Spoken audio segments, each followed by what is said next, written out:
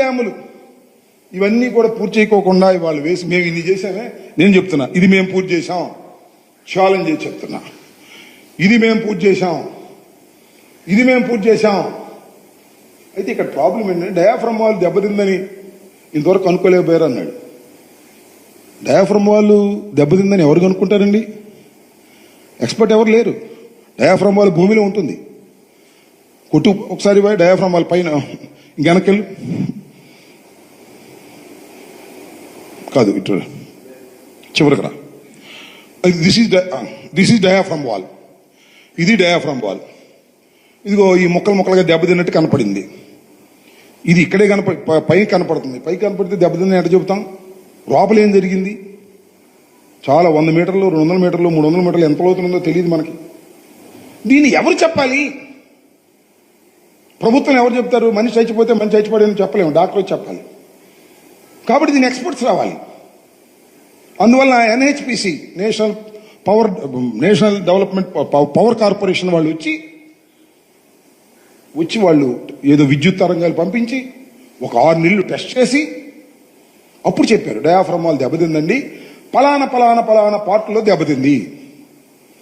దాన్ని అక్కడ మీరు ఆ పార్ట్లు బాగు చేసుకుంటారో లేకపోతే మీరు ఇంకొక డయాఫ్రమ్ వాల్ ప్యారలల్గా వేసుకుంటారో ఎన్హెచ్పిసి నేషనల్ పవర్ కార్పొరేషన్ వాళ్ళు ఢిల్లీ నుంచి వచ్చి వాళ్ళు దాన్ని టెస్ట్ చేసి గత సంవత్సరం క్రితం చెప్పారు. అప్పుడు దాకా దెబ్బతినిపోయిందని అనుకోవచ్చు తప్ప సర్టిఫికెట్ లేదు. ఇది పరిస్థితి. ఇంకొక ప్రమాదకరమైన అంశం ఏంటంటే చంద్రబాబు నాయుడు గారు చేసినటువంటిది ఇంకొద్దిగా ఇంకా గరమ్మ సరే, ఇది మొత్తం ప్రాజెక్ట్ అనుకోండి. ఇదేమో diversion of the river, original river ఇది, డైవర్షన్ రివర్ ఇది, ఇది కాఫర్ డ్యాములు, ఇది డయాఫ్రమ్ వాల్. ఇది మీకు క్షుణ్ణంగా చూస్తే ఒకసారి అర్థమవుతుంది. నేను పదే చెప్తున్నా, సామాన్యులకు అంత తేలిగ్గా అర్థమయ్యేటటువంటి అంశం కాదు. ఫస్ట్ రమ్మ.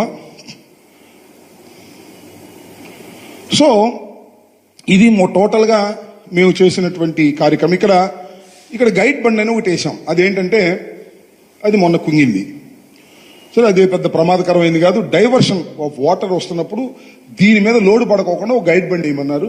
అది కూడా లేటెస్ట్గా మొన్న 2000 మేము అధికారంలోకి వచ్చిన తర్వాత చేయబడినటువంటి డిజైన్ అది. దాన్ని వేయటం జరిగిందనమాట. అదేదో కొద్దిగా కుంగింది, అదేం పెద్ద డేంజరస్ ఇష్యూ కాదు. ఇది టోటల్గా అందరూ అర్థం చేసుకోవాల్సినటువంటి అంశం. నేను మరొకసారి మనవి చేస్తున్నా, 5 సంవత్సరాల పాటు జగన్మోహన్ రెడ్డి గారు ఉన్నటువంటి ప్రభుత్వం పోలవరం విషయంలో కించిత్తు కూడా తప్పు చేయలేదు. తొందరగా పూర్తి చేయాలని తాపత్రయపడలేదు. ప్రోటోకాల్ ప్రకారం పూర్తి చేయాలని తాపత్రయపడింది. దాని ప్రకారమే క్రిటికల్ గా ఉన్నటువంటి పనులన్నీ కూడా వదిలేశారు తెలుగుదేశం పార్టీలో.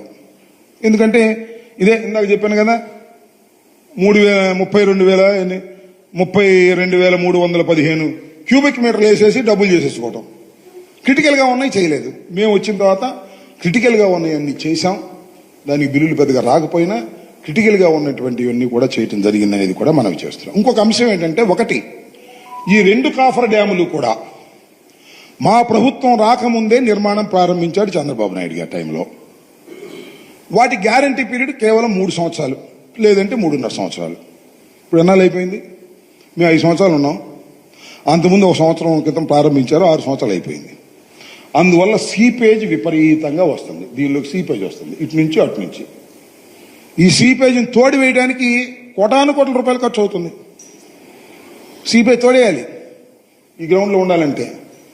సీపేజ్ రాకోకుండా ఉండాలంటే 3 సంవత్సరాల్లో పూర్తి చేయాలి. 3 సంవత్సరాల్లో పూర్తి చేయాలంటే డయాఫ్రమ్ వాల్ వేసే 3 సంవత్సరాల ముందే వేయాలి.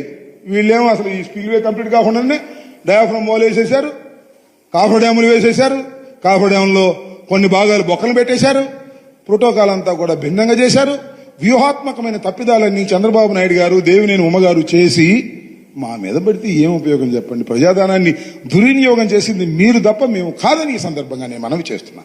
మా మీద మీరు జోకులు వేయచ్చు, నాకు అర్థం కాలేదంటే నవ్వుతున్నాడు చంద్రబాబు నాయుడు గారు. చంద్రబాబు నాయుడు ఇందాక మీడియా ప్రతినిధులు అడిగారు, ఏమండి 41.15 ఏంటి, 45.72 ఏమిటి అని చూడాలి అన్నాడు. ఆయనకు అర్థం కాలేదేమో మరి చూడాలంటే. సింపుల్. 41.15 ఎత్తున ఫస్ట్ ప్రాజెక్ట్ కంప్లీట్ అవుతుంది. 41.15కు నీరు నిలబెడతారు, గ్రావిటీ ద్వారా పంపిస్తారు. ఆ తరువాత ప్రాజెక్ట్ అంతా పరిశీలించిన తర్వాత second stage of the project is 45.72కు నీళ్లు పెడతారు. ఇక్కడ వచ్చిన ప్రాబ్లం ఏంటంటే 41.15కి రీహాబిలిటేషన్ కానీ భూసేకరణ కానీ ఒక పద్ధతిలో ఉంటుంది. 45.72కి అయ్యేటప్పటికి దాని ఎన్హాన్స్మెంట్ పెరుగుతుంది. అది కూడా కేంద్ర ప్రభుత్వం ఇవ్వాలనేది చట్టంలో ఉన్నటువంటి అంశం. అది తీసుకురావాల్సింది కూడా చంద్రబాబు నాయుడు గారే. ఈ 2 స్టేజీల్లో మాత్రమే మేమున్నా, చంద్రబాబు ఉన్నా, మరొకళ్ళున్నా 41.15ని ఫస్ట్ ఫేజ్లోను, 45.72ని సెకండ్ ఫేజ్లోను పూర్తి చేయడం జరుగుతుంది ప్రాజెక్టు. అది ఎన్ని సంవత్సరాలు పడుతుంది అనేది విషయాన్ని పక్కన పెడితే ఎవరున్నా అదే చేస్తారు. చంద్రబాబు నాయుడు గారు ఉన్నా, మేమున్నా. దాన్ని పోయినసారి మా మీద వ్యంగ్యంగా 41.15కే మీరు పరిమితం అయిపోయారు తెలంగాణకు భయపడి అనేటువంటి పిచ్చి మాటలు మాట్లాడేటటువంటి ప్రయత్నం తెలుగుదేశం వారు చేశారు. ఇది చాలా దురదృష్టకరమైనటువంటి పరిణామం. చంద్రబాబు నాయుడు గారికి మరొక మాట ఈ సందర్భంగా నేను చెప్తున్నా. మీరు చేసినటువంటి తప్పిదాలు అప్పుడు ఇప్పుడు ఒకటి నెంబర్ 1, స్పిల్వే కంప్లీట్ కాకోకుండా, స్పిల్ ఛానల్ కంప్లీట్ కాకోకుండా, అప్రోచ్ ఛానల్ కంప్లీట్ కాకోకుండా, నది డైవర్షన్ కంప్లీట్ కాకోకుండా కాఫర్ డ్యాములు ప్రారంభించి డయాఫ్రమ్ వాళ్ళు పూర్తి చేయటం నెంబర్ 1 చరిత్రాత్మక